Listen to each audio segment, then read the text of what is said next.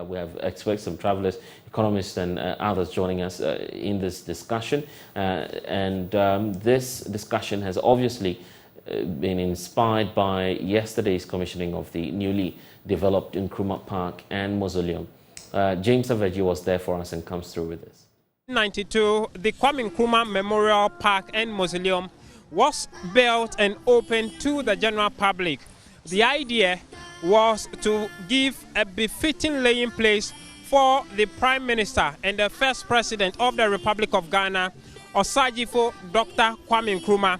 Since 1992, history tells us that this place has not seen any major renovation since it was constructed. In July 2022, the Tourism Minister, Dr. Mohammed Ibrahim Awal, cut short here for the reconstruction and redevelopment of this place.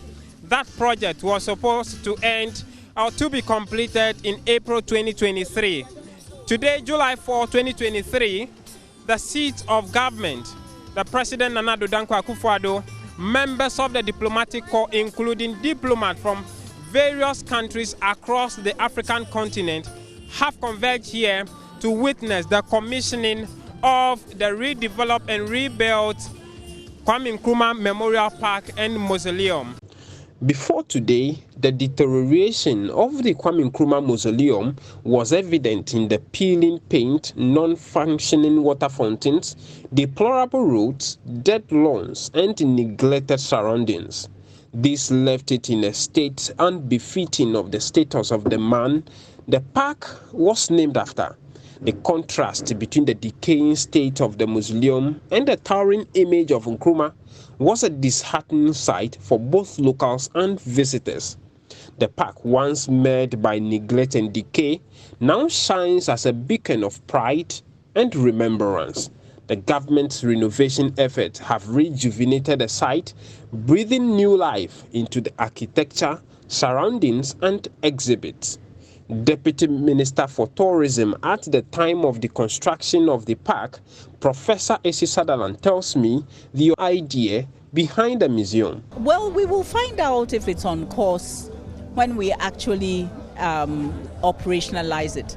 It's in the operationalization, it is in making sure that the guides are well trained, it is in making sure that the place is maintained and so on. And it's really going to be a test of us as Ghanaians to try for, to maintain this facility and also to make sure that the people who work here are very, very certain of the reason why this place is here. It's not just a tourism site, it's an inspirational site. And as Ms. Samia Nkrumah was saying, we are custodians of the soul of the Pan-African world, and we really need to continue to make sure that we keep that going. It's our responsibility, yes.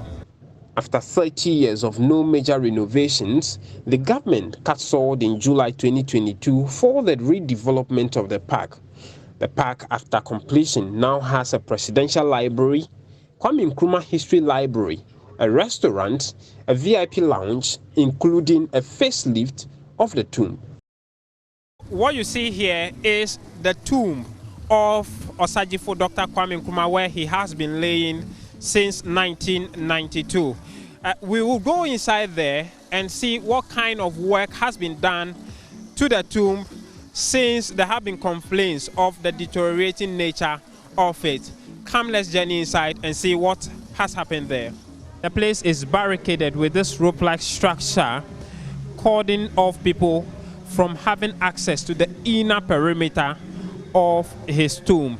Now, what is written on this is Osagyefo Dr. Kwame Nkrumah, 1909 to 1972, first Prime Minister and President of the Republic of Ghana, a great Pan-Africanist. That is what the inscription embedded on the tomb of Osagyefo Dr. Kwame Nkrumah, and this is where he has been laying since 1992, serving as the sacred place of his resting. Speaking at the commissioning of the project, Country Director of the World Bank, Pierre-Frank Laporte, said The $3 million World Bank-assisted reconstruction project is part of the World Bank's $40 million commitment to improving Ghana's tourism industry. This $40 million 5-year project has positioned the tourism and hospitality sectors as key drivers of social and economic development in Ghana. The project supports improved tourism products and services provision and upgrading skills in the labor force in the tourism, arts, and culture sector. The project has now disbursed $20 million in grants, and procurement is underway for disbursement of the additional $20 million over the next 12 months. President Akufo-Addo has in his address urged the Tourism Ministry and other stakeholders to reposition the facility to attract more tourists to the country. He said the redeveloped mausoleum stands a testament of the government's commitment to preserving Ghana's rich heritage and honoring the legacy of one of Africa's foremost leaders. As the outstanding Pan-Africanist of his generation, the burial site of Dr. Nkrumah must be appropriate to his status and exceptional contribution to the liberation of Africa from colonialism and imperialism. The Kwame Nkrumah Memorial Park, which attracted some 90,000 visitors annually before the renovation, is now expected to attract over 1 million tourists annually. I'm charging the Ministry of Arts, of Tourism, Arts and Culture and its agencies to devise effective marketing and promotional strategies to achieve the target of 1 million domestic and international tourist visitations to the park. The revitalization of the Kwame Nkrumah Mausoleum brings forth significant economic and cultural benefits. Finance Minister Ken Ofori-Atta indicates that the development of major tourist sites will help improve the tourism sector's contribution to Ghana's total GDP. This is a dream of our President Nana Akufo-Addo for Ghana, which Minister Awal is executing with speed, with excellence, and a sense of urgency. We at the Ministry of Finance will continue to be creative to find resources to achieve a 5 million tourist target, 10% of GDP in the next 5 years. But can this target be achieved? Professor Kobi Mensah is convener for Destination Legon Tourism Marketing Exhibition Project and a political marketing strategist. Given the responses that we've had since PANAFEST time, up to now the year of return and now beyond the return, I have no doubt that such an edifice would really tap into the huge Pan-African market that is out there. So certainly, although I don't have the figures to actually ascertain whether it's feasible, but I think that on a face value, absolutely feasible.